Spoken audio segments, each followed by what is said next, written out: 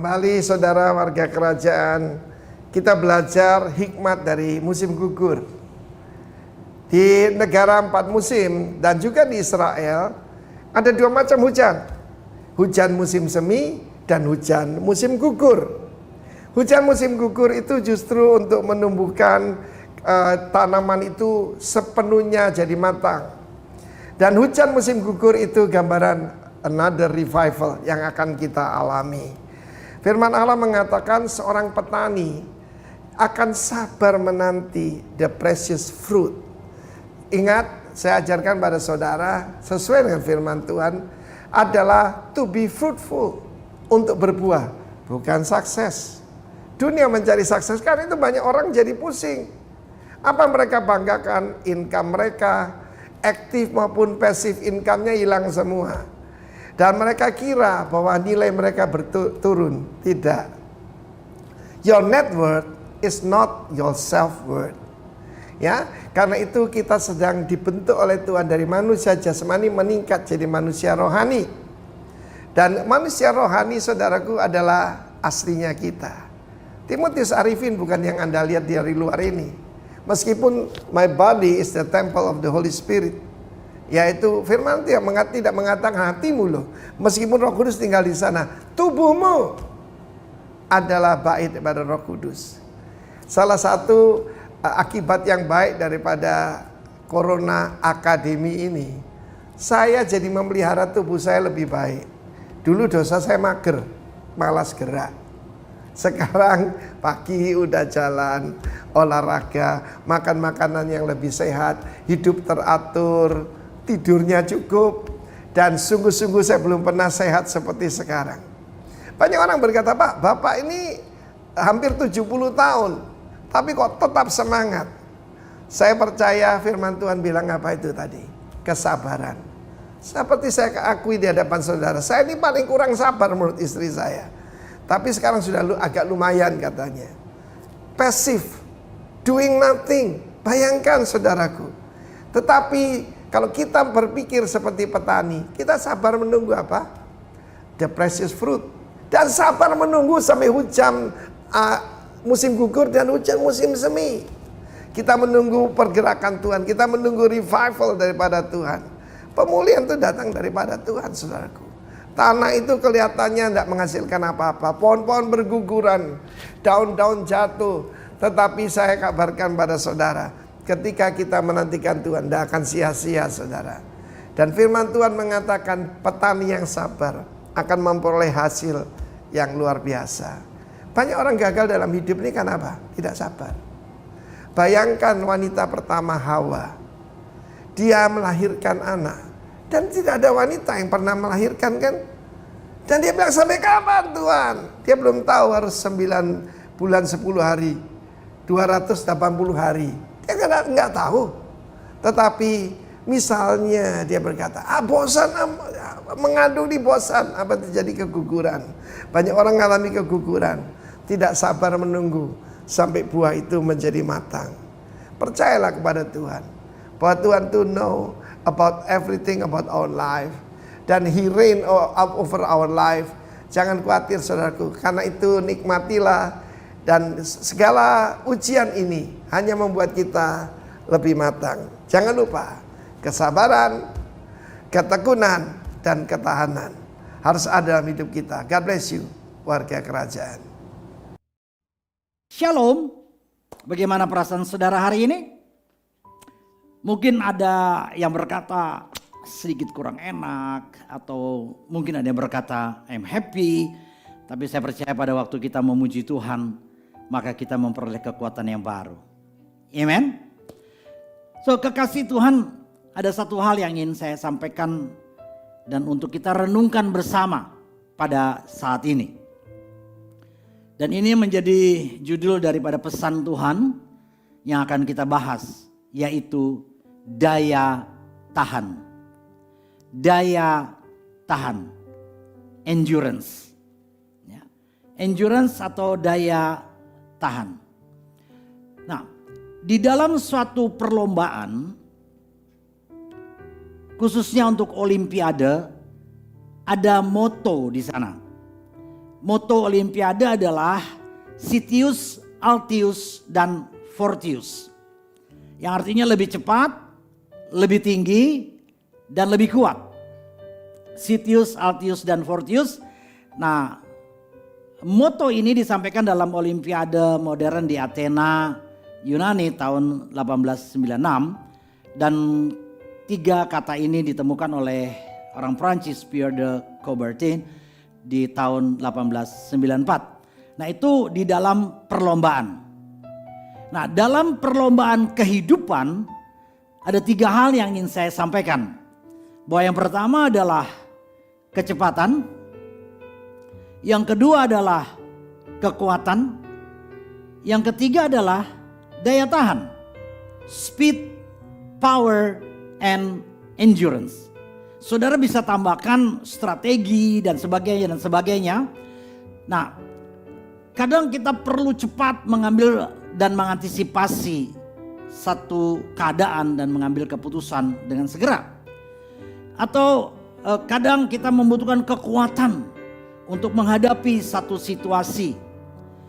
Tapi jika situasi ini berkepanjangan, maka tentu saja dibutuhkan daya tahan. Seseorang misalnya dia baru sakit 1 hari, dia bilang, aku percaya Tuhan sanggup menyembuhkan. 2 hari mungkin dia masih berkata, aku percaya. Sampai 1 minggu dia masih memperkatakan firman. Tapi setelah 1 bulan, 2 bulan, tidak ada perubahan. Masihkah dia bisa bertahan?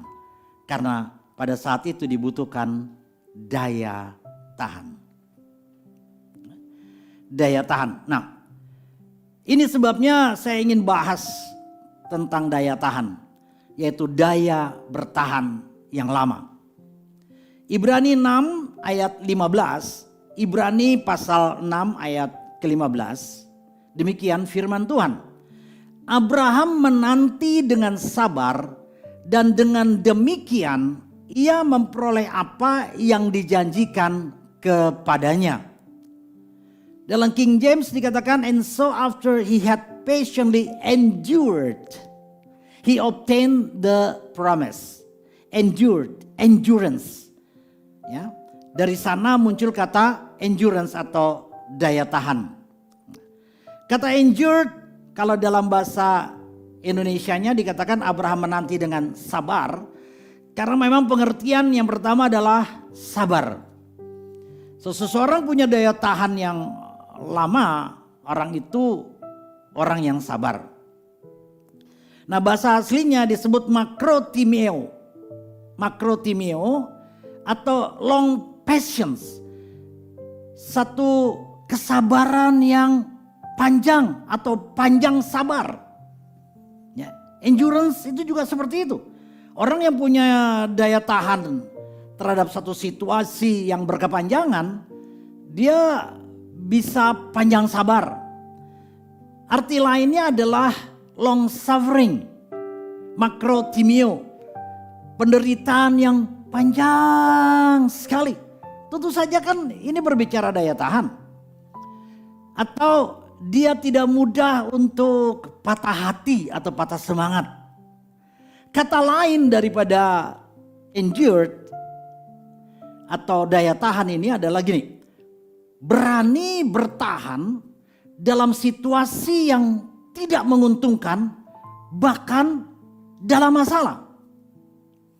Punya keberanian untuk bertahan dalam situasi yang tidak menguntungkan, bahkan dalam masalah. Nah, kata lain ini pengertian daripada endured atau makrotimeo adalah slow to anger. Ya, tidak cepat marah. Nah, semua ini punya pengertian tentang daya tahan. Ya, tentang daya tahan. Tadi dikatakan bahwa Abraham menanti dengan sabar. Abraham masuk ke tanah Kanaan setelah berangkat dari Ur Kasdim kemudian ke Haran dan mendapat pesan dari Tuhan. Dan dia masuk ke tanah Kanaan di usia 75 tahun. Dan dia menerima janji akan memiliki keturunan seperti bintang di langit. Nah, kondisi Abram pada waktu itu sebelum namanya dirubah menjadi Abraham, dia sudah mati pucuk dikatakan, Sarai mandul atau dia dikatakan sudah menopause. Jadi secara medis baik Abram maupun Sarai tidak mungkin bisa punya anak kandung. Nah ini yang ada di benak mereka. Ya, ini yang ada di benak mereka. Dan setelah tunggu 1 tahun, 2 tahun, 3 tahun. Mungkin pertama-tama mereka masih bilang yes ini janji Tuhan. Tapi setelah tahun ke-9 ternyata daya tahan mereka runtuh. Kemudian Sarai menyodorkan Hagar. Jadi di tahun ke-10 setelah janji Tuhan yang muncul adalah Ismail. So Abraham menerima janji di usia 75 dan Ismail lahir. Abraham berusia 85 tahun. Nah, tapi bukan itu yang Tuhan janjikan. Ya bukan itu yang Tuhan janjikan. Nah, Abraham masih menanti lagi. Setelah muncul Ismail, hampir tidak ada satu pesan khusus kepada Abraham. Dan pada waktu Abraham berusia 99 tahun, dia disunat. Ini perjanjian darah, ya saudara ya. Nah di titik itu perjanjian itu dibangkitkan kembali dan usia 100 muncul Ishak. Penantiannya 25 tahun. 25 tahun. Ibrani 6:15 berkata Abraham menanti dengan sabar dan dengan demikian ia memperoleh apa yang dijanjikan kepadanya. So daya tahan ini juga penting untuk kita menantikan janji Tuhan. So sabar, endure, daya tahan, makrotimeo, long patience, panjang sabar, long suffering, siap untuk masuk dalam penderitaan yang panjang sekali. Tidak mudah untuk patah semangat atau patah hati. Punya keberanian ya, untuk tetap bertahan di dalam situasi yang tidak menguntungkan atau masalah. Dan dikatakan juga tidak mudah atau tidak cepat marah. Perhatikan juga Daud misalnya. Dia diurapi pada usia 17 tahun. Tapi penggenapannya 13 tahun kemudian. Yaitu pada usia 30. So dia mesti menanti dengan sabar. Kalau dia nggak punya daya tahan, dia bisa paksa. Dan dia bisa berkata, aku sudah diurapi kok, pengurapan raja. Dan itu memang fakta. Tapi dia tidak mau mengulang sejarah di mana Ismail itu muncul. Yusuf dapat mimpi di usia 17 tahun. Tergenapi pada waktu dia berusia 30 tahun. Penantiannya juga 13 tahun. Tapi dalam masa penantian ini dia harus lewati sumur. Oh yes, waktu dia masuk sumur tidak lama. Dia keluar mungkin dia bilang yes masa penderitaanku selesai. Tapi ternyata tidak demikian karena dia dijual. Kemudian dibawa ke Mesir di sana.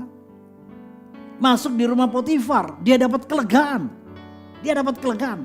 Tetapi kembali lagi tante Potifar ganggu dia dan memberikan fitnah kepada dia sehingga dia harus masuk penjara. Nah di penjara itu dia berjumpa dengan juru minuman dan juru roti. Yang karena buat kesalahan juga di penjara. Satu saat juru minuman dan juru roti ini bermimpi. Dan mereka bermuka muram. Ditanya kenapa kamu muram. Dan mereka mulai menceritakan mimpi mereka. Nah singkatnya begini saudara. Dari mimpi juru roti akhirnya dia digantung. Jadi waktu dibebaskan dalam 3 hari dia digantung. Sementara juru minuman setelah dibebaskan dalam 3 hari dia dikembalikan membawa piala bagi sang raja. Nah sebelum itu Yusuf sempat bilang, nanti tolong ceritakan ya. Tolong ceritakan karena aku masuk penjara nih aku gak buat salah. Dan kemudian juru minuman saya sedikit mencoba memodifikasi.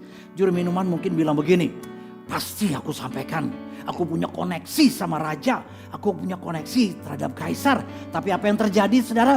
Yusuf harus menanti lagi 2 tahun. So total Yusuf harus menanti 13 tahun. Saya ingat gereja lokal. Pada waktu pindah ke Banyuwangi.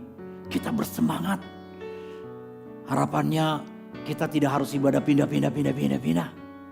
Tapi faktanya tahun ke-15 baru kita bisa menikmati untuk tidak pindah-pindah. Ada satu masa penantian. Nah, pada masa penantian itu daya tahan dibutuhkan. Ada kesamaan pada Abraham, ada pada Daud, pada Yusuf ya.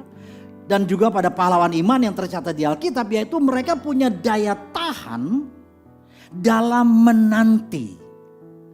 Mereka punya daya tahan di dalam menanti. Nah, ini yang saya ingin ajak untuk kita lihat atau apa yang kita bisa kerjakan di dalam kita menanti situasi yang seperti ini. Ada yang bilang begini, aduh kapan sih selesai? Masih lama ya. Lihat-lihat, ada yang cari ramalan lah dan sebagainya. Katanya kalau ada tanda begini selesai. Muncul pengharapan sedikit tapi tiba-tiba dengar berita yang gak baik. Kemudian aduh gelisah lagi. So kekasih Tuhan, di dalam masa penantian ini daya tahan ini memang memegang peranan yang sangat penting. Ya, memegang peranan sangat penting. Nah, di dalam situasi seperti ini, saya ingin menyampaikan bahwa kita punya kesempatan yang baik. Kita punya kesempatan yang baik. Ingat bahwa kita harus tetap sabar, endure, udah punya daya tahan. Makrotimeo, long patience, panjang sabar. Kita dalam penderitaan kita juga bisa panjang sekali. Kita nggak mudah putus asa. Kita punya keberanian untuk bertahan di dalam situasi yang tidak menguntungkan, di situasi yang sulit. Bahkan kita tidak cepat marah. Nah, kalau ini nggak ada, manusia itu mudah untuk bersungut-sungut. Dan seringkali bukan berhenti sampai bersungut-sungut, bahkan bisa menyalahkan Tuhan. Mana Tuhan? Kok Tuhan diam dan sebagainya.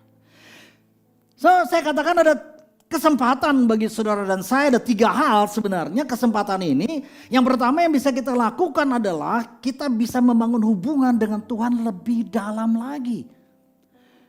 Mengapa saya katakan demikian? Karena begini, pernyataan demi pernyataan dari doa begini. Di balik situasi ini roh kematian bekerja secara besar-besar, secara kuat. Nah, kalau saya katakan roh kematian bukan berarti mati secara jasmani, tapi roh kematian adalah memutuskan atau memisahkan manusia dengan Tuhan. So ini kesempatan bagi saudara dan saya. Yang pertama adalah mari perbaiki hubungan kita dengan Tuhan sehingga the spirit of death, roh kematian tidak bisa bekerja dalam hidup saudara dan saya.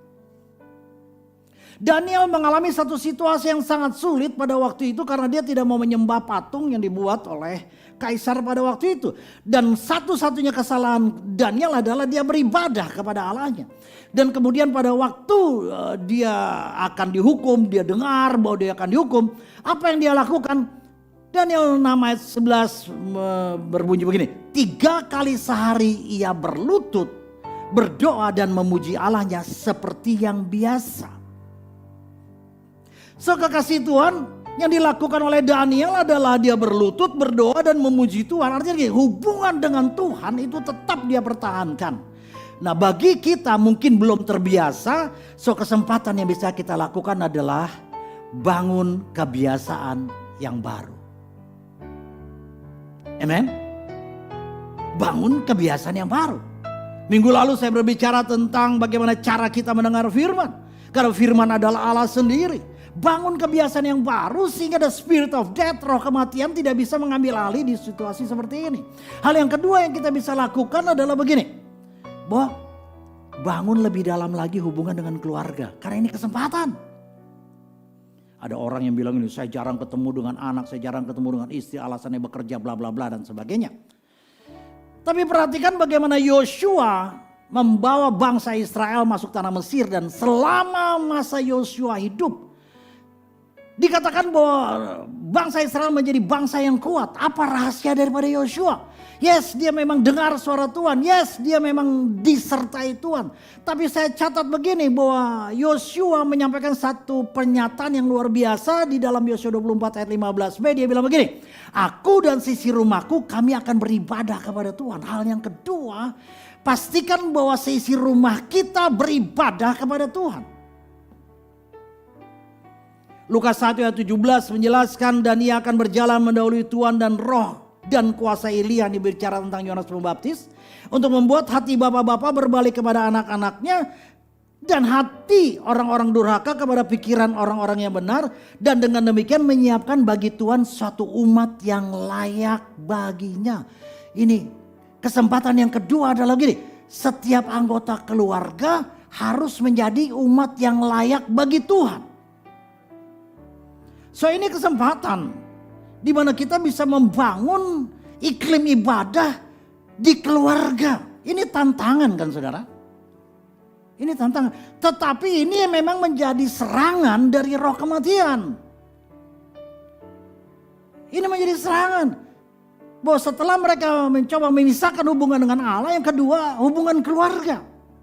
Hubungan keluarga. Pastikan bahwa sisi rumah saudara, saya juga harus memastikan sisi rumah saya, bahwa kami beribadah kepada Tuhan, dan kata lain adalah serve the Lord, melayani Tuhan. Karena ini pun akan menguatkan hubungan dengan Tuhan, dan ini rupanya kunci daripada Yosua. Hal yang ketiga, mari benahi fokus pekerjaan atau pelayanan kita. Benahi fokus pekerjaan atau pelayanan kita. Selama ini mungkin kita punya fokus kerja begini, etos kerja, pelayanan dan sebagainya. Nah, di titik itu kalau hubungan dengan Tuhan tidak diperbaiki, the spirit of death masuk di sana. Masuk di dalam dunia kerja, di dalam usaha yang Tuhan percayakan kepada saudara, dalam pelayanan yang Tuhan percayakan kepada saudara dan saya. Matius 6 ayat 33 berkata begini, tetapi carilah dahulu kerajaan Allah dan kebenarannya, maka semuanya itu akan ditambahkan kepadamu. So, sasarannya, fokusnya jelas. Di tempat kerja, di tempat pelayanan adalah kerajaan Allah. Dan kebenaran dari kerajaan Allah. Pilihannya cuma begini, kerajaan Allah ada di tengah-tengah pekerjaan dan fokus menjadi fokus bagi pelayanan, atau dunia kerja menjadi tempat kegelapan dan spirit of death masuk di sana. Kebenaran kerajaan ini adalah gini, bahwa seseorang yang suka akan kebenaran, dia punya semangat, dia punya spirit yang saya sebut gini, spirit kebenaran. Righteousness spirit. Nah, righteousness spirit adalah gini, orang-orang itu siap untuk dibenarkan atau diluruskan. Karena kebenaran ini yang memerdekakan, amin. So, 3 hal ini adalah kesempatan terbesar yang tersedia, yang Tuhan berikan kepada saudara dan saya. Di balik situasi yang tidak baik, the spirit of death, roh kematian masuk, tapi kita bisa melawannya dengan spirit of life, roh kehidupan. Bukankah Yesus berkata di luar Yesus itu cuma pencuri, pembunuh dan membinasakan. Dan di dalam Yesus kita menemukan kehidupan yang sebenarnya. So, 3 perkara ini, bahwa bangun hubungan dengan Tuhan lebih dalam. Kalau gak biasa, bangun kebiasaan yang baru ini. Yang kedua, pastikan bahwa seisi rumah saudara dan saya adalah orang-orang yang layak di hadapan Tuhan. Ini kan tanggung jawab kepala keluarga. Ini tanggung jawab kita semua. Bahwa budaya ibadah ini yang diserang oleh the spirit of death. Kemudian pastikan di tempat saudara kerja, kalau mungkin saudara pelayanan, pastikan bahwa kerajaan Allah dan kebenarannya yang muncul. Karena kalau tidak, maka kebenaran dunia yang muncul. Nah, orang yang hidup dengan cara dunia akan dimakan oleh dunia. So, daya tahan ini penting. Pak, bagaimana saya bisa punya daya tahan membangun 3 perkara. 1 Tesalonika 1 ayat 3 berbunyi, sebab kami selalu mengingat pekerjaan imanmu, usaha kasihmu, ketekunan pengharapanmu kepada Tuhan kita Yesus Kristus di hadapan Allah dan Bapa kita. So, kita memiliki daya tahan karena kita punya pengharapan dalam Kristus. Kristus gak pernah bohong kan? So, kita punya pengharapan janjinya. Ibrani 6 ayat 15, saya kembali, Abraham menanti dengan sabar dan dengan demikian ia memperoleh apa yang dijanjikan kepadanya. Kita memiliki daya tahan karena ada janji Allah. So, di tengah situasi seperti ini, kita tetap akan keluar sebagai pemenang. Amen. Yakobus 5 ayat 11 berkata, sesungguhnya kami menyebut mereka berbahagia. Orang yang punya daya tahan yang kuat, mengambil kesempatan di tengah-tengah membangun 3 perkara. Hubungan dengan Tuhan, hubungan dengan keluarga, kemudian hubungan di tengah dunia kerja dan pelayanan. Sebenarnya 3-3 tidak bisa dipisahkan. Ini semua menjadi satu kesatuan yang intinya begini, hubungan dengan Allah dipulihkan atau diperdalam. Sesungguhnya kami menyebut mereka berbahagia, yaitu mereka yang telah bertekun. Kata bertekun adalah endure, yang punya daya tahan. Itu orang yang berbahagia. Itu orang yang berbahagia. Amen. Wahyu 3 ayat 10 berkata, karena engkau menuruti firmanku untuk tekun menantikan aku, punya daya tahan untuk mengenakan janji. Karena pengharapan kita gak pernah sia-sia.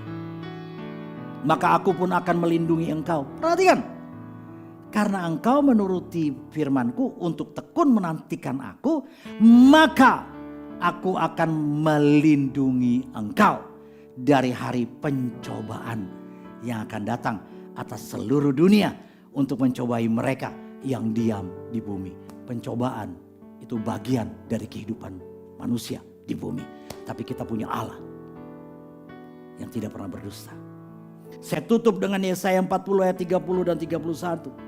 Yesaya 40 ayat 30-31. Orang-orang muda menjadi lelah dan lesu, dan teruna-teruna jatuh tersandung. Bukankah gambaran orang muda adalah orang yang energik? Gambaran orang muda adalah orang-orang yang selalu bersemangat, gak ada capeknya gitu saudara. Dan firman ini bilang begini, orang-orang muda menjadi lelah dan lesu, dan teruna-teruna jatuh tersandung. Tetapi orang-orang yang menanti-nantikan Tuhan karena dia punya daya tahan yang panjang, yang besar. Tetapi orang-orang yang menanti-nantikan Tuhan mendapat kekuatan baru. Mereka seumpama raja wali yang naik terbang dengan kekuatan sayapnya. Mereka berlari dan tidak menjadi lesu. Mereka berjalan dan tidak menjadi lelah. Inilah waktunya di dalam situasi yang seperti ini. Kita punya daya tahan karena punya pengharapan. Kita punya daya tahan karena janji Tuhan adalah ya dan amin. Dan kita akan lihat janji Tuhan tergenapi dalam hidup saudara dan saya. Kita tidak lesu, kita tidak lelah di dalam situasi seperti ini. Tapi justru kita punya semangat yang baru. The Spirit of Life. Amin. Terima kasih Tuhan. Biarlah semua janjimu ini boleh tergenapi. Karena pengharapan kami itu semua sesungguhnya sudah termeterai oleh darah dan tubuh daripada Engkau sendiri. Dalam nama Tuhan Yesus. Amin.